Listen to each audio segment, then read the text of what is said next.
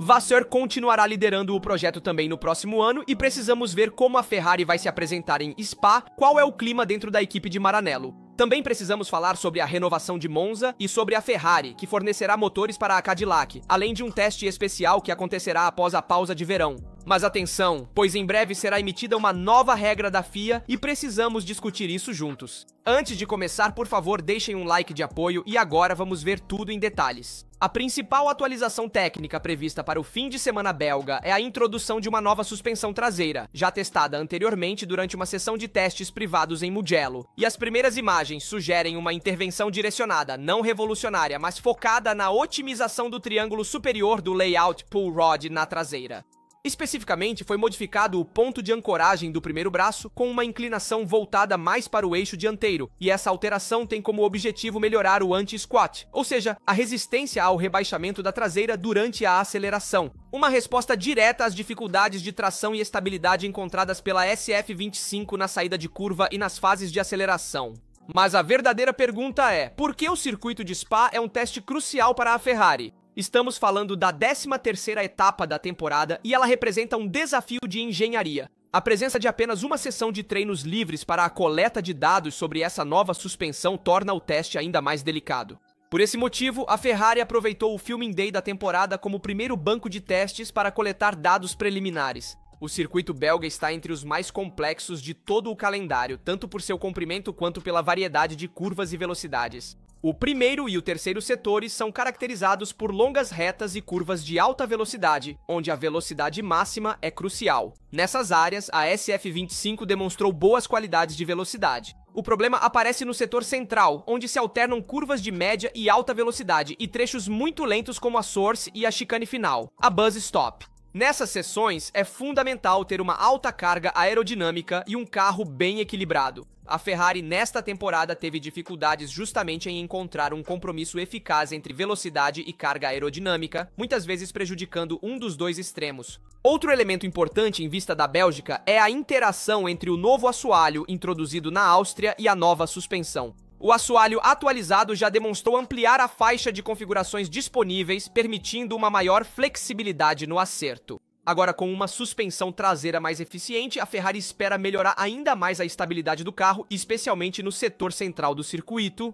O efeito combinado deve resultar em uma carga aerodinâmica mais estável e distribuída em uma faixa de velocidades mais ampla, além de reduzir o compromisso entre trechos rápidos e lentos. Um ganho particularmente valioso em um circuito como Spa, onde a adaptabilidade é tudo. E apesar da importância da atualização técnica, o resultado na Bélgica também dependerá de dois fatores fundamentais: o acerto mecânico e aerodinâmico e a gestão dos pneus. Justamente pela natureza heterogênea do circuito, é raro ver monopostos dominando em todos os três setores. Cada equipe é obrigada a escolher se privilegia a velocidade máxima nos setores 1 e 3 ou a estabilidade e tração no setor 2. E a Ferrari já desenvolveu no simulador várias configurações de base, utilizando os dados coletados em Mugello. Mas a incerteza meteorológica, ou seja, como estará o tempo neste fim de semana, adiciona ainda mais complexidade.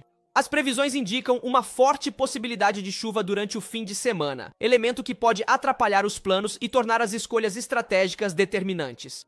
Mas também se olha além de Spa, pois o julgamento definitivo sobre a eficácia do novo pacote não poderá ser feito já em Spa, que sim, sabemos que é uma pista completa, mas será fundamental analisar os dados em combinação com aqueles que serão coletados na Hungria, onde o clima será muito diferente e não vai chover e, portanto, as condições são mais confiáveis. Passaremos de temperaturas amenas para condições quentes e estáveis. Somente comparando esses dois contextos técnicos e climáticos será possível compreender o real impacto das modificações introduzidas. E já antes deste fim de semana na Bélgica, chega uma confirmação importante de Frédéric Vasseur, que declarou: "Estou aqui na Ferrari para vencer." Sintoma de que este ano, obviamente, não será possível vencer com a Ferrari porque ela não é tão competitiva, e isso se traduz em uma possível permanência do chefe de equipe francês, que está na Ferrari desde 2023. Porque sabemos que este ano a Ferrari SF25 não tem potencial para vencer ou pelo menos lutar pelo título, mas no próximo ano pode ter. E a Ferrari oficialmente entrou no caminho do novo ciclo regulatório. Vamos ver como. O regulamento de 2026 marcará uma das mudanças mais profundas na história recente da Fórmula 1, da unidade de potencial chassi passando pela aerodinâmica. Nada permanecerá inalterado. E é justamente por isso que, em Maranello, a atividade nunca parou. O projeto, identificado internamente como 676, envolve diretamente cerca de 1.500 pessoas. Uma seção operacional inteira é dedicada ao desenvolvimento do novo carro. No momento, o carro existe apenas em forma virtual. É nos simuladores, nos cálculos CFD e nos renderizações 3D que está ganhando vida a próxima criatura da Ferrari. Cada departamento, engenheiros de motores, aerodinamicistas, técnicos de chassi e estrategistas, já está envolvido no projeto conceitual e na validação das primeiras soluções. E o novo regulamento imposto pela FIA visa uma Fórmula 1 mais sustentável sem comprometer o espetáculo. Os monopostos de 2026 serão mais curtos, mais estreitos e, acima de tudo, mais leves. Fala-se de uma redução de cerca de 30 quilos em relação aos padrões atuais, mas a mudança mais profunda diz respeito à unidade de potência. De fato, o híbrido assumirá um papel central. A energia elétrica cobrirá até 50% do total, enquanto hoje está em 20%. E o MGH será eliminado, deixando o trabalho de recuperação de energia para o novo MGU-K, muito mais potente do que o atual, passando dos atuais 160 cavalos para mais de 450 cavalos de potência no que diz respeito ao motor elétrico. A nova distribuição energética terá um enorme impacto na gestão térmica do carro, na eficiência global e na arquitetura mecânica. O chassi também terá que ser repensado para se adaptar às novas tecnologias e dimensões, além de otimizar a aerodinâmica e o aproveitamento interno do espaço. E a Ferrari já começou a trabalhar no projeto de 2026 com a nova suspensão traseira da SF25, que será fundamental e será repensada para o futuro, mas essas bases aqui servem para o próximo ano. É um know-how importante para compreender a mecânica que será utilizada no ano que vem. Como lembramos, a McLaren também fez uma mudança drástica na suspensão no passado e isso permitiu que a McLaren chegasse ao topo. A mesma coisa pode acontecer com a Ferrari. Mesmo que este ano a Ferrari esteja com mais de 200 pontos de desvantagem em relação à McLaren no campeonato de construtores, o objetivo da escuderia é voltar a vencer ainda este ano e, obviamente, tentar lutar pelo título no ano que vem. E por isso o papel de Frédéric Vasseur é cada vez mais central. Após 2 anos à frente da escuderia, o dirigente francês já se sente firmemente no comando do projeto e, embora ainda não haja nenhum anúncio oficial, suas palavras não deixam dúvidas. Estou aqui para vencer. Uma declaração que soa como uma reconfirmação implícita de sua liderança também para o novo ciclo técnico. Afinal, Vasseur sabe bem que essa revolução representa talvez a melhor oportunidade para interromper um jejum que já dura tempo demais. Já se passaram 18 anos desde o último título de construtores e 19 desde o de pilotos, considerando também 2026. A diferença acumulada em relação aos rivais, principalmente Red Bull e McLaren, não pode ser eliminada em poucos meses. Por isso, 2026 representa um divisor de águas perfeito para recomeçar em igualdade de condições. De fato, Vasseur muito provavelmente será confirmado também para 2026, com a Ferrari decidindo conduzir sua equipe na transição para o novo regulamento por meio de um chefe de equipe que já conhece bem a equipe, trabalhando nela há 2 anos. Uma posição firme tomada pela diretoria da Ferrari que pretende garantir continuidade técnica ao seu chefe de equipe, algo que historicamente não vimos na Ferrari, que trocou Binotto, Arrivabene, Mattiatti, Domenicali. São muitos os chefes de equipe que se sucederam na escuderia vermelha, evidenciando, porém, limites de estabilidade interna que outros times demonstraram ter. Pensemos, por exemplo, na Red Bull com Christian Horner, na Mercedes com Toto Wolff e no que a McLaren está criando atualmente com Andrea Stella.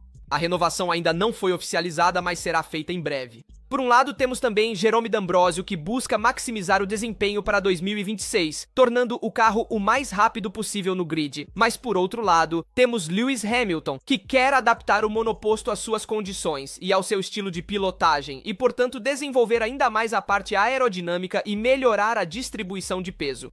E o objetivo da Ferrari atualmente, com a nova suspensão traseira que estreará na Bélgica, não é ter um desempenho positivo imediatamente. Obviamente, é o que esperamos. Mas o verdadeiro objetivo é fazer um crescimento gradual na direção da McLaren, dando um passo de cada vez rumo a 2026, quando haverá o verdadeiro teste para a Ferrari. Além disso, a nova suspensão trouxe sensações positivas, então continuamos otimistas. Os dados de Mugello confirmam uma ótima Ferrari, e veremos uma Ferrari mais estável e rápida também em circuitos sinuosos. Portanto, avaliaremos também esta Ferrari na Hungria, que será um excelente teste para as modificações na suspensão. Se por um lado temos a Ferrari trabalhando para 2026, por outro temos Monza trabalhando para a renovação até 2031.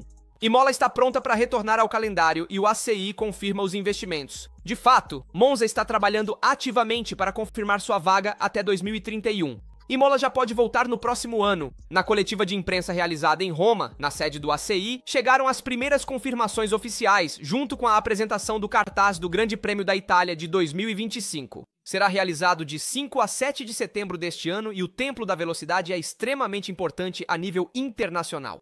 Como também disse o ACI, o objetivo é manter essa tradição bem sólida, mas adaptando-a aos padrões técnicos e logísticos exigidos pela Fórmula 1. Como confirmou também Jerônimo La Russa, novo presidente eleito do ACI, Monza é a casa da Fórmula 1. Portanto, a longevidade da presença de Monza no calendário é fundamental, não só para o cenário italiano, mas também para o internacional. As declarações feitas na conferência confirmam a vontade política, econômica e esportiva de manter 2 etapas italianas no Mundial de Fórmula 1. Monza é um ponto fixo, com um contrato garantido até 2031. Resta saber se Imola conseguirá, com os investimentos públicos, voltar ao calendário já no próximo ano. Seria muito importante para a Itália recuperar uma importância estratégica dentro da Fórmula 1. E atenção também a Cadillac, que está trabalhando para a estreia após a pausa de verão, onde, segundo o que foi relatado pela Automotor Undi Sport, será usada a SF23 como base para realizar os testes. Portanto, a Cadillac usará uma Ferrari, a de 2023, para testar o carro na pista, e o objetivo é se familiarizar com todos os procedimentos de um fim de semana de corrida, desde o pit stop até a gestão logística, e também a gestão dinâmica das estratégias. É um treinamento fundamental para engenheiros, estrategistas e técnicos. Também porque até hoje a equipe trabalhou apenas no simulador, enquanto no GP da Espanha de 2025 deste ano, após a pausa de verão, o trabalho será intenso também na pista. Sabemos que a Cadillac utilizará a unidade de potência da Ferrari em 2026, e parece que para o próximo ano, Pérez está em posição privilegiada para assinar com a equipe, enquanto Bottas e Schumacher disputam a segunda vaga. Mas precisamos ver a nova regra da FIA que será emitida. Durante a reunião da F1 Commission, realizada em Londres em 22 de julho de 2025, um dos temas mais discutidos foi a proposta de aumentar o valor do depósito exigido das equipes para apresentar protestos oficiais ou recursos contra outras equipes. Uma medida que surge da necessidade de reduzir as contestações sem fundamento real que estão gerando incerteza nos resultados e tensões no paddock. E essa medida não surge por acaso. A sessão foi presidida por Stefano Domenicali, CEO da Fórmula 1, e por Nicolas Tombazis, diretor técnico da FIA para monopostos. A referência, em particular, é a Red Bull Racing, que, sob a liderança de Christian Horner, como lembramos no GP de Miami e no GP do Canadá, apresentou 2 protestos consecutivos contra George Russell. O primeiro episódio, o de Miami, onde a Red Bull acusou o piloto da Mercedes de não ter reduzido suficientemente a velocidade sob regime de bandeira amarela, e o segundo caso, no GP do Canadá, a acusação de não ter respeitado a distância mínima do safety car. Mas em ambas as situações, a FIA rejeitou os protestos, declarando-os infundados. Protestos que talvez servissem para defender seu próprio piloto, Verstappen, que havia cometido algo irregular. Atualmente, o valor para apresentar protestos é de cerca de 2.000 euros, mas pode ser elevado para um valor muito mais alto, potencialmente de 6 dígitos, para desencorajar contestações presunçosas ou estratégicas. Como disse o próprio George Russell, 2.000 euros para uma equipe que fatura centenas de milhões não é nada. Se o valor fosse de 6 dígitos, eles pensariam 2 vezes antes de protestar sem bases sólidas. E atenção, pois também chegarão novas regras sobre investigações técnicas. Haverá um endurecimento das condições para iniciar investigações técnicas sobre os carros rivais. O objetivo é semelhante: evitar que as equipes usem os mecanismos regulatórios para pressionar os adversários ou desestabilizar o ambiente competitivo. São necessárias evidências técnicas concretas para fazer um protesto. Em resumo, o objetivo da FIA é ter menos política e mais esporte. Desnecessário dizer que concordo absolutamente tanto com Russell que 2.000 euros para uma equipe não são nada para fazer um protesto, quanto com Stefano Domenicali e a Team Custom Bases em modificar o regulamento nesse ponto. Aumentar o ponto de acesso para fazer uma reclamação, ou seja, aumentar também o valor a ser pago, é necessário para evitar contestações inúteis, ou, ainda mais, aquelas que buscam proteger o próprio piloto, como no caso da Red Bull com Verstappen. Russell também respondeu aos rumores que apontam Verstappen na Mercedes em seu lugar e declarou: "Tenho a pele dura, não me importo com boatos." Com uma vitória no Canadá, 5 pódios no total e uma constância nas colocações entre os pontos, Russell se confirmou como um piloto sólido para apostar também no futuro da Mercedes. Será interessante ver como a situação de Verstappen na Mercedes vai evoluir, se ele irá ou não para lá, mas descobriremos isso mais adiante, talvez depois da pausa de verão. E atenção também à Mercedes, que vai desenvolver duas configurações diferentes testadas no simulador em Spa, uma mais rígida e outra menos rígida, para tentar obter uma maior interação do assoalho no setor central e desenvolver mais carga aerodinâmica. Isso melhoraria o equilíbrio geral da W16 e também aumentaria a eficiência, penalizando levemente a tração. Porém, a Mercedes pode se mostrar o carro mais rápido nas retas, então atenção, pois a Mercedes está jogando de forma antecipada e quer tentar lutar mais à frente em Spa. Veremos se ela vai conseguir. E atenção também às palavras de Jacques Villeneuve, que segundo ele Norris é o mais rápido, mas às vezes se autodestrói, porque é tão autocrítico que acaba arriscando demais e, portanto, em termos de velocidade pura, Norris é o melhor. Mas com a pressão interna crescente, ambos podem lutar pelo título, de acordo com Jacques Villeneuve. Do meu ponto de vista, ambos os pilotos, tanto Piastri quanto Norris, têm potencial para lutar pelo título. Piastri demonstrou ter sangue frio e não sentir a pressão. Norris já mostrou várias vezes que é rápido, mas Piastri ao mesmo tempo soube aproveitar melhor algumas oportunidades. Enfim, há várias situações e episódios que pendem um pouco para um lado e um pouco para o outro. O campeonato está mais aberto do que nunca, então veremos como vai se desenvolver nas próximas corridas. Deixem nos comentários a opinião de vocês sobre todos os assuntos que tratamos no vídeo. Como sempre, lembro vocês de deixar um like, se inscrever no canal e ativar as notificações para não perder as notícias sobre Fórmula 1 e sobre a Ferrari. Por aqui é tudo da Rasa, nos vemos na próxima.